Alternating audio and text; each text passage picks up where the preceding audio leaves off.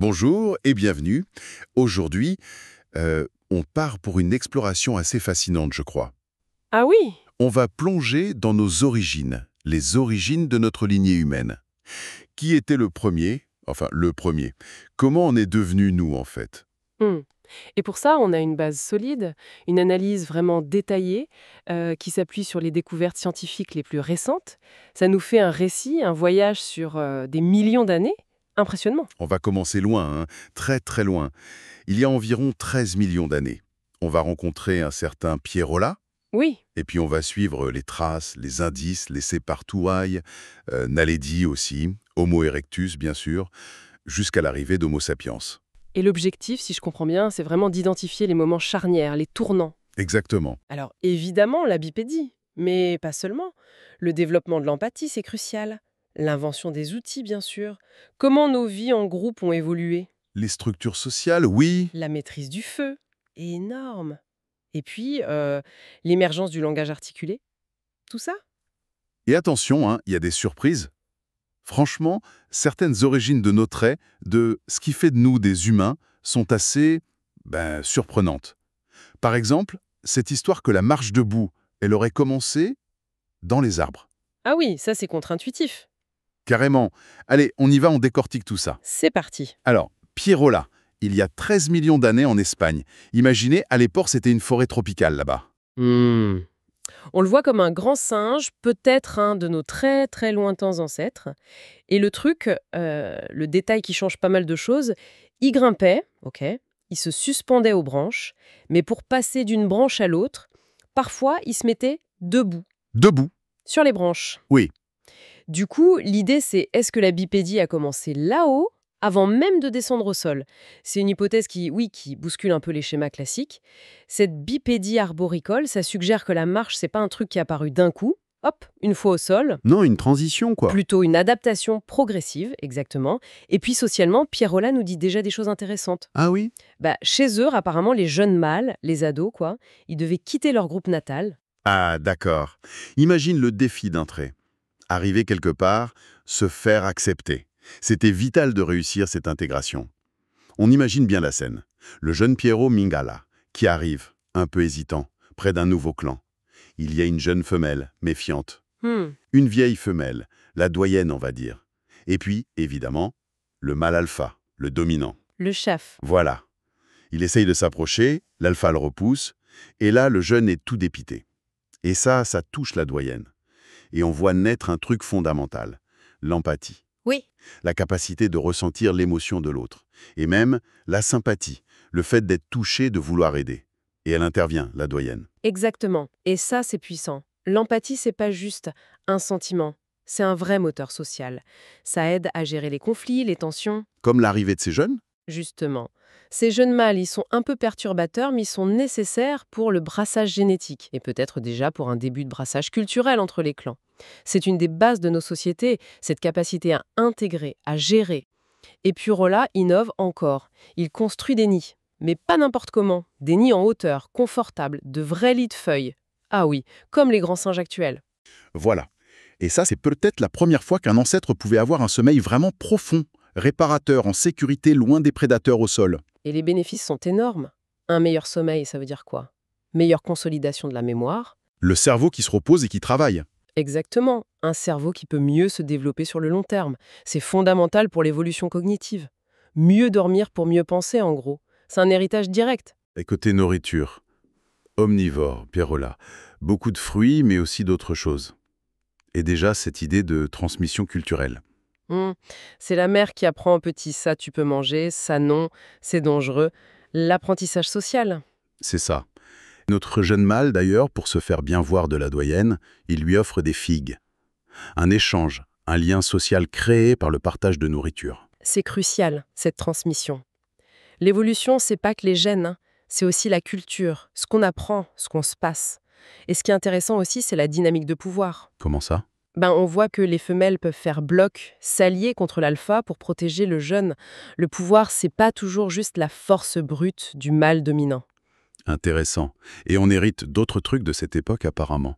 Le rire, pour désamorcer une situation tendue. Oui, un comportement social important. Et les outils. Notre jeune Pierrola, il utilise un bâton pour aller chercher des termites. Le premier outil? Enfin, un des premiers usages intentionnels, quoi, un objet pour atteindre un but. Et il amène aussi avec lui, en migrant, la connaissance de certaines plantes médicinales, une sorte de pharmacopée primitive. Une herboristerie naissante. Voilà. Et ça se diffuse quand les jeunes bougent entre les clans. Et ça, c'est fondamental. Même un outil tout simple comme un bâton, associé à ce partage de savoir entre les groupes, ça donne un avantage évolutif énorme.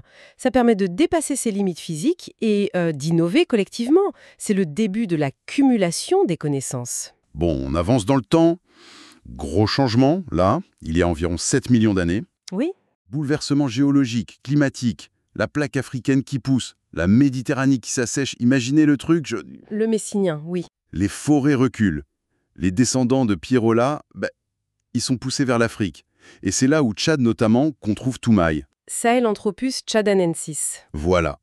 Qui pourrait être l'ancêtre commun qu'on partage avec les chimpanzés. Et là encore, ce sont les pressions de l'environnement qui sont le moteur. Le changement climatique, ça force à s'adapter ou à disparaître. Toumaï, c'est vraiment le reflet de cette nécessité. Et il s'adaptait, Toumaï. Il vit un peu entre deux mondes, encore dans les arbres, mais de plus en plus au sol. Une vie mixte. Son régime alimentaire se diversifie, ses outils aussi. L'enfance dure plus longtemps, donc plus de temps pour apprendre. Mais le gros changement, c'est social. Ah! Là, la dominance masculine s'installe plus clairement. La hiérarchie devient plus marquée, plus complexe. On voit apparaître des alliances, des stratégies. Bref, les débuts de la politique, quoi. C'est fascinant de voir ça émerger. La compétition entre mâles devient sans doute plus intense, mais ça pousse aussi à créer des coalitions, des jeux d'influence. Et la bipédie, qui devient plus fréquente au sol, elle change même potentiellement les rituels d'accouplement. Comment ça? Le mâle ne peut plus juste s'imposer comme avant, peut-être. Il doit un peu plus convaincre, tester si la femelle est réceptive. Ça introduit une dimension de séduction plus marquée, peut-être. Oui, et puis il y a un autre truc nouveau qui apparaît. La préférence. Un mâle et une femelle qui choisissent de passer du temps ensemble, de partager plus que juste l'accouplement. On voit même des accouplements face à face, ça suggère plus d'intimité. Est-ce que c'est les débuts du couple roseau? C'est une question ouverte, mais ces liens qui dépassent la simple reproduction, ils sont sans doute importants. Ça peut favoriser un meilleur soin aux jeunes, une certaine stabilité, même si on a aussi des structures de type harem qui existent en parallèle. Les relations se complexifient, clairement. Mais cette période, elle n'est pas toute rose non plus. La source décrit un truc assez tragique. La mort d'un petit et la mère qui refuse d'abandonner le corps. Oui, une scène vraiment poignante. Ça suggère une prise de conscience de la mort, non? C'est une étape émotionnelle et cognitive très forte, oui. Prendre conscience de la finitude. Ça peut ouvrir la porte à des comportements comme le deuil, peut-être même des rituels très rudimentaires. Mais attention, Oui. on sait aujourd'hui que cette conscience de la mort, elle n'est pas forcément unique à notre lignée humaine. On observe des choses similaires chez les éléphants, chez les grands singes actuels aussi. D'accord, ce n'est pas exclusivement humain. Et Toumaï, il est aussi associé à une invention beaucoup plus sombre. Laquelle? La guerre organisée. La source décrit une attaque planifiée d'un clan contre un autre. Le but, voler les ressources et les femelles. Ah oui!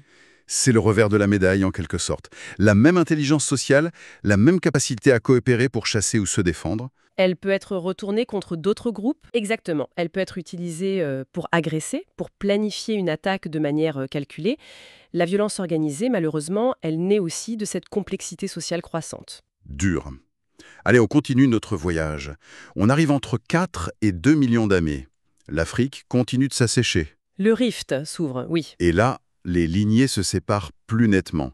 D'un côté, les ancêtres des chimpanzés et des gorilles. De l'autre, la nôtre, avec les australopithèques afarensis, africanus, etc. La fameuse Lucie est une australopithèque afarensis, par exemple. Voilà. Et puis, vers 2 millions d'années, en Afrique du Sud, on trouve Naledi, Homo naledi. Et lui, son statut fait débat. Oui, il est passionnant, Naledi. Est-ce que c'est un australopithèque tardif ou est-ce que c'est déjà un des premiers représentants du genre Homo, notre genre? Le débat est ouvert. Il est pile à la charnière. Il a des traits assez anciens, mais aussi des traits plus modernes. Sa position dans l'arbre évolutif montre bien qu'il n'y a pas de frontière nette. C'est une transition continue. Il est adapté à des milieux plus ouverts, les savanes qui s'étendent. Et sa vie, elle n'est pas facile. Toujours besoin des arbres, la nuit, pour la sécurité. Les prédateurs sont là. Oui. Et en saison sèche, faut manger ce qu'on trouve. Des racines, des bulbes. C'est coriace, dur à mâcher. Socialement, on trouve souvent des groupes en harem. Un mâle costaud qui protège plusieurs femelles. Une stratégie de protection possible dans cet environnement. Mais l'empathie, elle est toujours là. On a cette image d'un jeune mâle qui nourrit une vieille femelle édentée. Il lui prémâche la nourriture. C'est touchant de voir ça perdurer. Malgré les conditions difficiles, ce trait social fort reste présent. Ça montre à quel point c'est ancré. Et ces défis alimentaires, ils poussent à trouver des solutions. Exactement. Et c'est là qu'arrive un moment décisif. La faim, encore elle, qui pousse un jeune mâle et une jeune femelle à faire un truc fou. Ah, Défier l'autorité de l'alpha et s'aventurer loin des arbres protecteurs dans la savane ouverte pour chercher de la viande. de la viande. Hmm. Mais comment? Sur des carcasses laissées par les grands fauves. C'est du charognage. Et c'est hyper risqué. Ah oui, là c'est un tournant majeur. Il faut imaginer la peur instinctive de cet espace découvert, dangereux, mais la récompense potentielle? Elle est énorme. La viande, le gras, la moelle, c'est une bombe nutritionnelle. Tellement plus riche et plus facile à digérer que les racines et les bulbes. Ils y vont, ils réussissent, ils ramènent de la nourriture pour le groupe. Mais ça crée des histoires. Et j'imagine, l'alpha ne doit pas apprécier. Pas du tout. Il punit la femelle pour son audace. Et c'est la vieille femelle, encore une fois, aidée par le jeune, qui intervient pour la protéger. Mais au-delà du conflit immédiat, quelque chose de fondamental a changé. Oui, l'accès à la viande. L'impact à long terme est colossal. Manger de la viande régulièrement, ça libère une énergie folle. Le système digestif, il a moins besoin de travailler pour extraire les nutriments. Et cette énergie économisée, Elle devient disponible pour autre chose. Et notamment, pour le cerveau. Notre cerveau est un organe extrêmement gourmand en énergie. Cet apport plus riche et plus facile à assimiler, c'est une des clés qui va permettre l'augmentation progressive de la taille du cerveau dans notre lignée. Et pour mieux accéder à cette viande, pour découper les carcasses, Naladi innove encore côté outils. Là, c'est plus juste ramasser une pierre qui traîne. non, ça devient plus intentionnel. Ils commencent à tailler des galets. Ils choisissent une pierre, le nucléus, et ils frappent dessus pour en détacher des éclats tranchants. Ça demande de l'anticipation, de la planification. Il faut imaginer l'outil avant de le fabriquer. C'est le début de l'industrie lithique, la taille de la pierre organisée. Et pour organiser ces expéditions de charognage, qui sont dangereuses et demandent de la coordination, il faut mieux communiquer. Un langage plus complexe, plus précis, commence sans doute à se développer. C'est un vrai saut cognitif, là. Fabriquer un outil en suivant un plan mental, organiser une activité de groupe risquée et coordonnée comme le charognage, tout ça, ça demande une pensée plus abstraite, une capacité à se projeter dans le futur et une communication bien plus efficace. Et cette audace, cette innovation, ça mène à une séparation. Une partie du clan, plus prudente, reste près des arbres. Ils donneront peut-être naissance aux paranthropes. Oui, cette branche cousine, très robuste, spécialisée dans les végétaux coriaces, mais qui finira par s'éteindre. Lucie, dont on parlait, est une australopithèque, mais les paranthropes sont un peu leurs descendants ou cousins robustes. Et les autres, les audacieux, ceux qui ont osé la savane et la viande. Ils partent explorer. Ils prennent un autre chemin. C'est un moment de divergence évolutive absolument crucial. Un choix basé sur le risque, sur l'adaptation à un nouvel environnement, mais aussi sur l'imagination.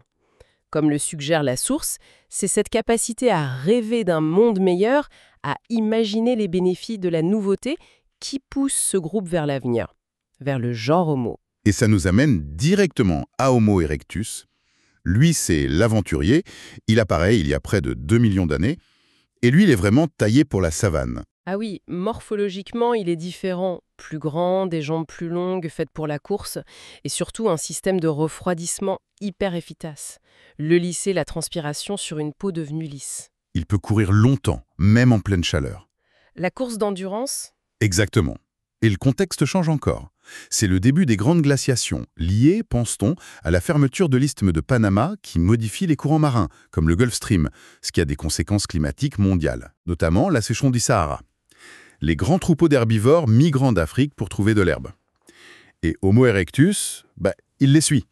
C'est la première grande vague de dispersion humaine hors d'Afrique. Erectus montre une capacité d'adaptation absolument incroyable. On le retrouve en Europe du Sud, mais surtout massivement en Asie, au Moyen-Orient, en Chine, jusqu'en Indonésie. Il conquiert littéralement le vieux monde. Son mode de vie, c'est celui de groupes de chasseurs-cueilleurs nomades, mais très organisés. Ils pratiquent la chasse à l'épuisement, ils poursuivent les animaux sur des kilomètres jusqu'à ce qu'ils s'effondrent de chaleur. Une technique redoutable permise par leur propre endurance. Et socialement, c'est encore plus complexe. On note moins de différences de taille entre les mâles et les femelles. Le dimorphisme sexuel diminue. Oui.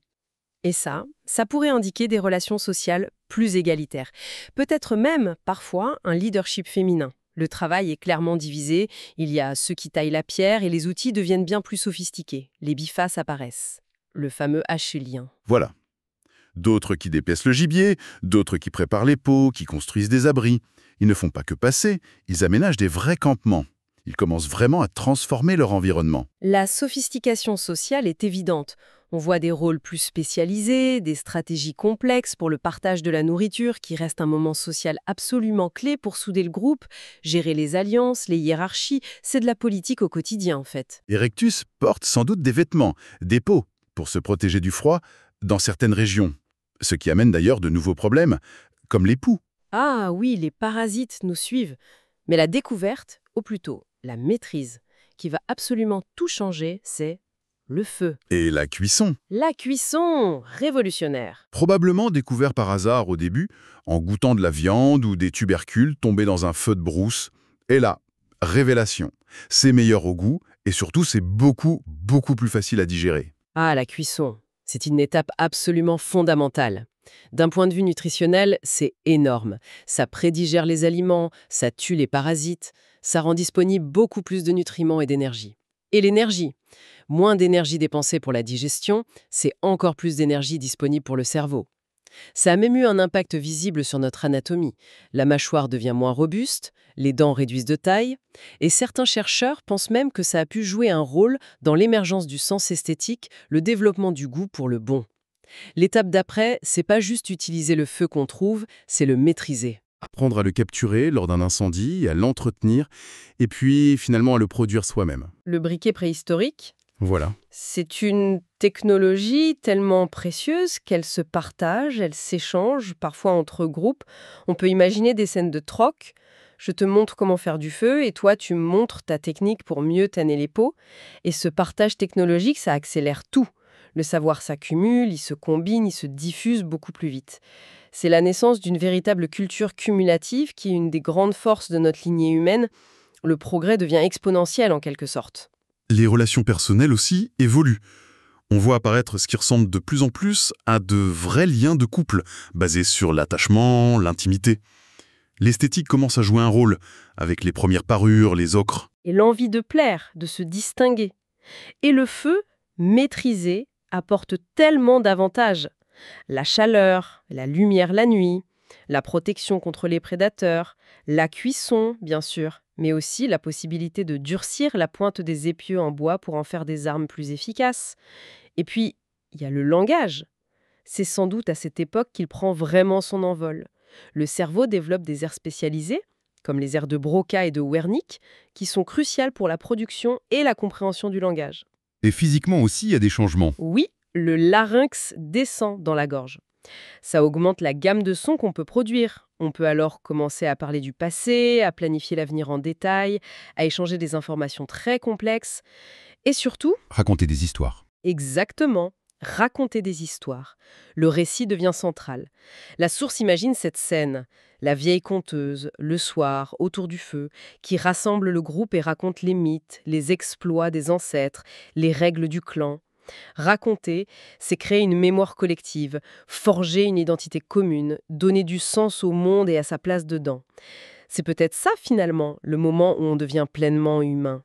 Quand on est capable de se raconter, le premier homme, c'est celui qui se raconte, comme le dit la formule. Homo erectus continue donc son expansion, et en peuplant des environnements très différents, il se diversifie. Ses descendants vont prendre des formes variées selon les régions. Oui, on a l'homme de Néandertal en Europe et au Moyen-Orient, très robuste, bien adapté au froid, avec une peau probablement claire. On a les Denisoviens en Asie, qu'on connaît surtout par leur ADN. Il y a l'homme de Flores en Indonésie, très petit, le Hobbit, l'homme de Solo à Java, l'homme de Pékin en Chine. Pendant des centaines de milliers d'années, la Terre a été peuplée par plusieurs espèces humaines différentes qui coexistaient. C'est ça, chacune avec ses propres adaptations, sa propre culture matérielle, en réponse à son environnement local. C'était une période de foisonnement d'humanité, un buissonnement évolutif. Et puis, Il y a environ, disons, 100 000 ans, quelque part en Afrique, émerge Homo sapiens, nous. Notre espèce. Avec un cerveau encore différent, peut-être plus doué pour le symbolisme, l'abstraction, la planification à très long terme. Des capacités sociales et cognitives qui semblent uniques. Une inventivité qui va exploser dans l'art, pariétal, les parures complexes, les sépultures élaborées, les premières navigations. Et le succès d'Homo sapiens est fulgurant. Il sort d'Afrique il y a environ 60 000 ans, peut-être un peu avant, et en quelques dizaines de milliers d'années seulement, il va peupler tous les continents, même les Amériques et l'Australie. Et partout où il arrive, Il remplace les autres formes humaines qui étaient là avant lui. Néandertal disparaît vers moins 40 000 ans, Denisova un peu après, Flores aussi. Il y a eu quelques épisodes de métissage. Oui, on porte tous en nous un petit pourcentage d'ADN néandertalien ou dénisovien. un petit souvenir de ces rencontres. Voilà. Mais globalement, Sapiens s'impose. Et au final, malgré nos différences d'apparence aujourd'hui, nous sommes tous issus de cette même origine africaine relativement récente. Nous sommes une seule et même espèce avec une diversité génétique finalement assez faible. Et voilà, comment se termine, en gros, le récit proposé par notre source. Homo sapiens, c'est l'aboutissement, pour l'instant, de ces millions d'années d'évolution. Un héritage immense, façonné par tous ces défis relevés, toutes ces innovations apportées par Pirola, Toumaï, Naledi, Erectus et tous les autres maillons de cette longue chaîne. Quel voyage quand même. Ah oui, quel périple. Des premiers pas, peut-être un peu maladroits dans les arbres, jusqu'à la conquête de la planète entière. On a vu comment ces traits qui nous semblent aujourd'hui évidents, marcher debout, ressentir de l'empathie, fabriquer des outils, vivre en société complexe, maîtriser le feu, parler, raconter, comment tout ça a émergé, petit à petit, au fil du temps. C'est vraiment l'histoire d'une interaction permanente, hein. L'environnement qui change et qui pose des défis. Oui, Le corps qui s'adapte, qui évolue. Les groupes qui s'organisent différemment, qui inventent de nouvelles stratégies sociales. Et puis ces étincelles d'innovation technique ou culturelle, la taille de la pierre, la cuisson, le récit qui viennent changer la donne et ouvrir de nouvelles possibilités. Rien n'agit seul. C'est vraiment la combinaison de tous ces facteurs qui a façonné notre trajectoire unique. et pour finir, peut-être une petite réflexion qui prolonge un peu cette histoire de remplacement d'espèces. Notre analyse, elle montre bien comment Sapiens est devenu le seul survivant, en quelque sorte éclipsant toutes les autres formes d'humanité. Mm. Alors qu'aujourd'hui, on mesure notre impact absolument énorme sur la planète, est-ce que ce succès incroyable, cette adaptabilité hors norme qui nous a permis de tout conquérir, est-ce qu'il ne pourrait pas, ironiquement, créer les conditions de nos propres défis futurs, voire d'une transformation radicale de ce que nous sommes? Vous voulez dire l'émergence d'un successeur? Ou une redéfinition de l'humanité? Pourquoi pas? Ou une évolution forcée par les changements que nous provoquons nous-mêmes. Ça prolonge directement ce schéma de remplacement et d'adaptation qu'on vient d'explorer sur des millions d'années. De quoi continuer à réfléchir, je crois. Absolument. Une question vertigineuse.